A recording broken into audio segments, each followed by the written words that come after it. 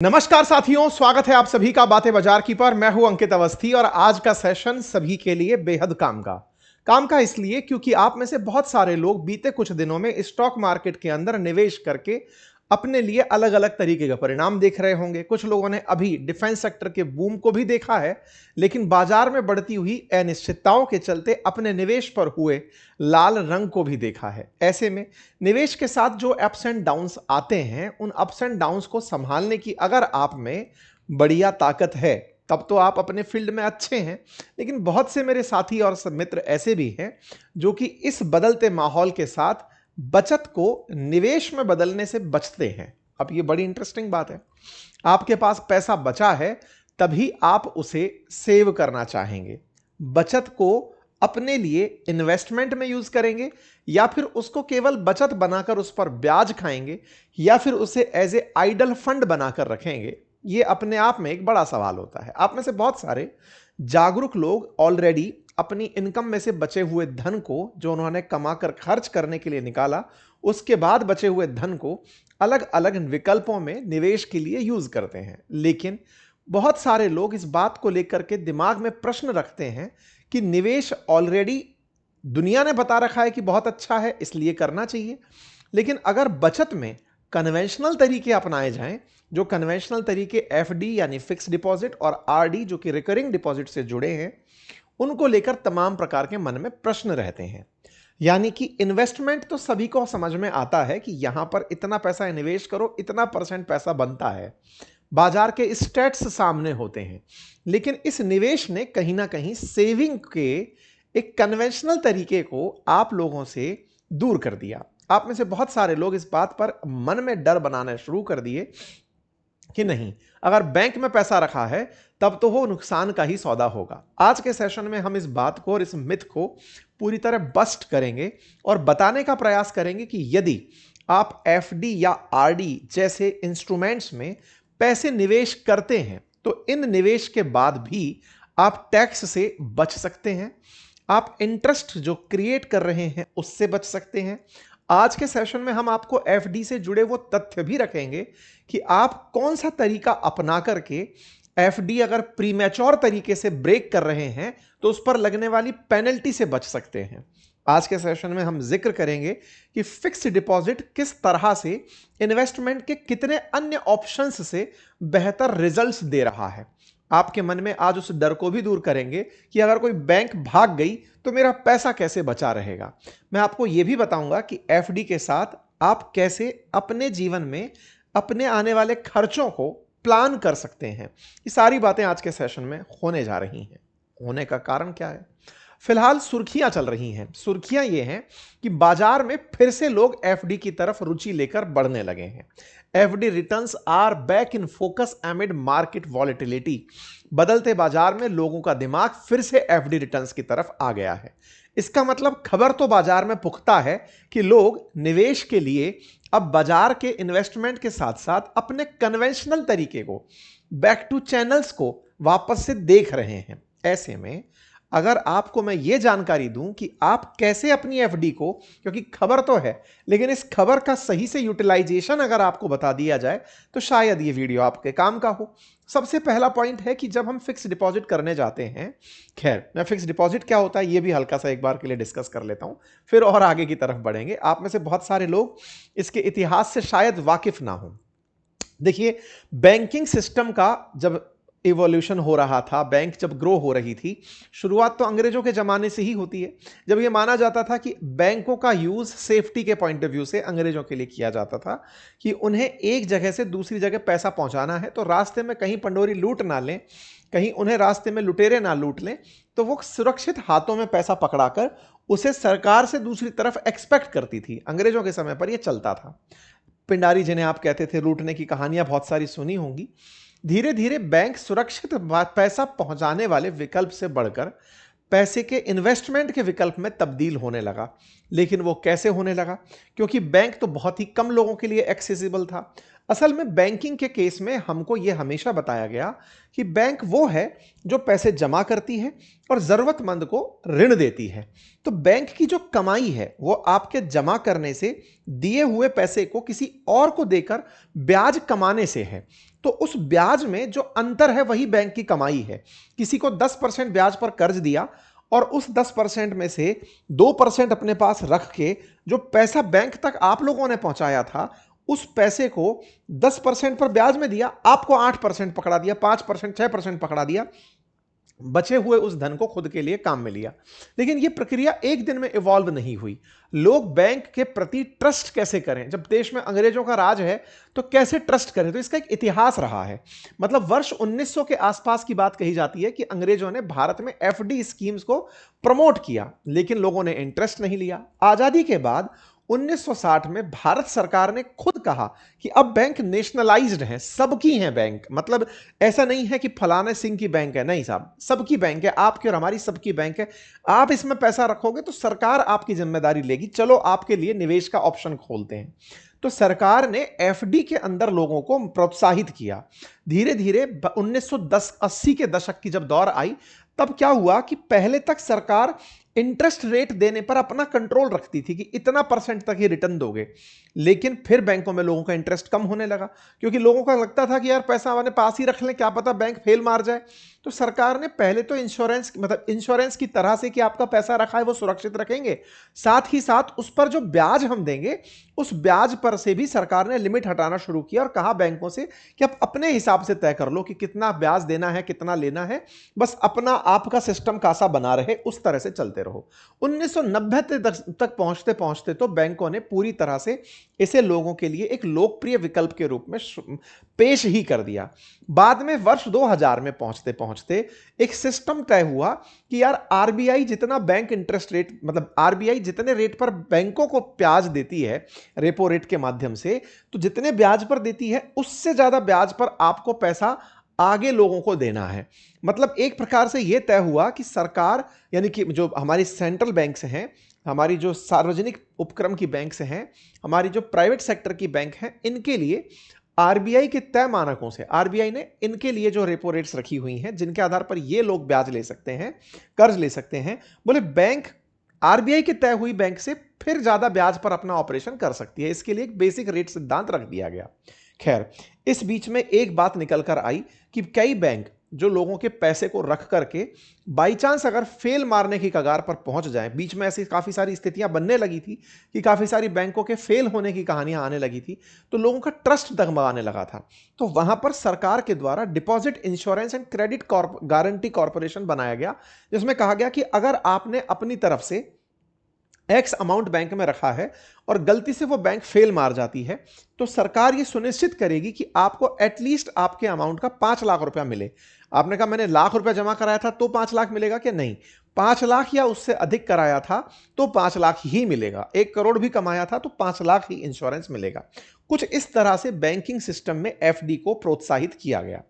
आज के दौर में हमारे देश के अंदर जहां महंगाई 4 से 6% के बीच में है, तो ब्याज दर 6 से 7% के बीच में बैंक के अंदर एफडी के लिए उपलब्ध कराई जा रही हैं। जिससे फायदा क्या होता है, आज लोग जो अपने पास रनिंग अमाउंट रखना चाहते हैं वो एफडी के अंदर पैसा इन्वेस्ट करके चल रहे होते हैं, कीपिंग इन माइंड कि हाँ भाई हमारा इतना परसेंटेज पैसा बैंक में चला गया। लेकिन चुनौती क्या आती है ना, चुनौती यह आती है कि जब आप एफडी में पैसा रखते हो तो एफडी पर होने वाले ब्याज की कमाई पर आप जिस टैक्स स्लैब में आते हैं उस टैक्स स्लैब के हिसाब से कट हो जाता है। यानी कि एक तरह से समझिए कि आपने 1 लाख रुपया बाद ब्याज कमाया, आप किस टैक्स स्लैब में आते हैं उसके हिसाब से उस पैसे में से 1 लाख रुपए के ब्याज में से टैक्स स्लैब के अकॉर्डिंग कट चला जाएगा, यानी कि टैक्स चला जाएगा।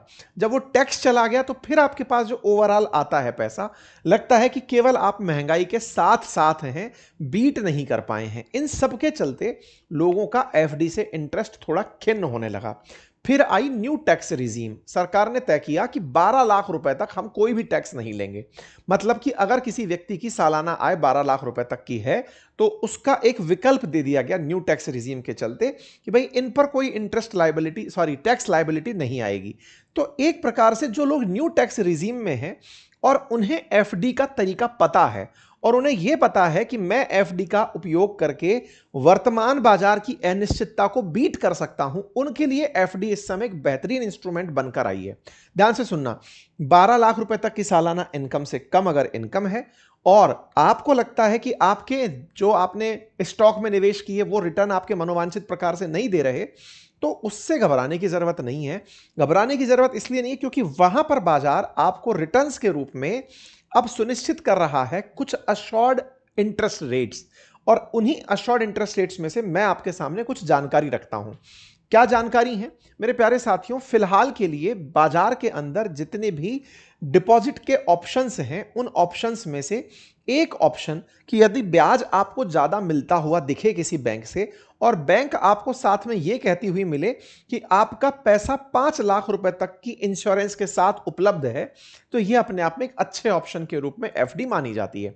एक और ऑप्शन है पैसे को एफडी में कन्वर्ट करने का, या कहिए कि एफडी की तरह ही रिकरिंग डिपॉजिट करने का। एफडी और रिकरिंग डिपॉजिट में अंतर सिर्फ इतना है कि पैसा आपको जमा कराना है किसी ना किसी ऐसी जगह जहां पर पैसे पर ब्याज मिले, लेकिन आपके पास एक मुश्त अगर पैसा नहीं है तो आप पैसे को मंथली या डेली या 15 दिन में, जैसा भी आपकी सिस्टम बैठे, आप उस तरह से पैसा डिपॉजिट कराने पहुंचते हैं। रिकरिंग यानी कि बार बार करने वाली प्रक्रिया। हर महीने आपने किस्त बांध ली कि साहब मैं 1000 रुपए जमा कराऊंगा या 10,000 रुपए जमा कराऊंगा, तो रिकरिंग डिपॉजिट भी एक ऑप्शन है। दोनों ही ऑप्शंस जो हैं वो अल्टीमेटली बैंक से ब्याज पाने के हैं। क्या केवल बैंक ही ब्याज देती है? नहीं, एनबीएफसीज भी ब्याज देती हैं, कॉर्पोरेट बैंक्स भी ब्याज देती हैं, तो मतलब ब्याज की पोस्ट ऑफिस भी ब्याज देता है। इन सब में से जो विकल्प लोगों को बेहतर लगे वो वहां पर निवेश करते हैं। अभी के लिए मान लीजिए कि आपने एफडी में 3 लाख रुपए लमसम डाले और आरडी में आपने 5 साल तक 5-5 हजार रुपए करके 3 लाख रुपए डाले, दोनों पर 7-7% का मान लो ब्याज भी मिलकर आया, तो आपको एफडी पर 1,22,000 रुपए का लाभ हुआ, लेकिन आरडी में वो 52,000 ही हुआ। क्यों हुआ? क्योंकि आपने तो शुरुआत में 5-5 हजार ही डाले थे, तो 5,000 पर ही तो 7% बनेगा। 3 लाख तो तब बना ना जब वो 5 साल हो गए। तो इस प्रकार से आपका ब्याज कम पहुंचता है। तो आरडी में ब्याज तो मिलता है लेकिन प्रिंसिपल अमाउंट कम है, तो कम रिटर्न आता है। तो अगर आप लोग वाकई में प्लान करके निवेश करना चाहते हैं तो एफडी पर जाते हैं, और अगर आप अपनी लाइफ में एक सेविंग की हैबिट डेवलप करना चाहते हैं तो आप आरडी पर जाते हैं। ठीक है, दोनों के ही निवेश ऑप्शन हैं और आप इनके लिए उपयोग करते हैं। लोग आरडी और एफडी दोनों को अपने as a emergency fund use करना प्रेफर करते हैं, वहीं अपनी निवेश की आदत सुधारने के लिए भी निवेश करते हैं। ठीक है साहब, अब इन दोनों का अंतर अगर आपको समझ में आ गया हो तो मैं आपके सामने एक और परेशानी रखता हूं। बहुत बार बैंकों में यह कहा जाता है कि अगर आपने 1 साल के लिए 5 साल के लिए एफडी कराई और उसे समय से पहले तोड़ दिया तो सर बैंक जो है ना आपसे उस पर इंटरेस्ट वसूल लेती है। मतलब मान लीजिए बैंक ने आपको 7% ब्याज पर आपकी एफडी की थी, आपने 5 साल की कहकर के 4 साल में एफडी तोड़ ली, तो सर बैंक क्या करेगी ना कि आपके ऊपर पेनल्टी तरीके से कि 7% था आपको 6% ही देंगे हम, क्योंकि आपने पहले ही तोड़वा ली।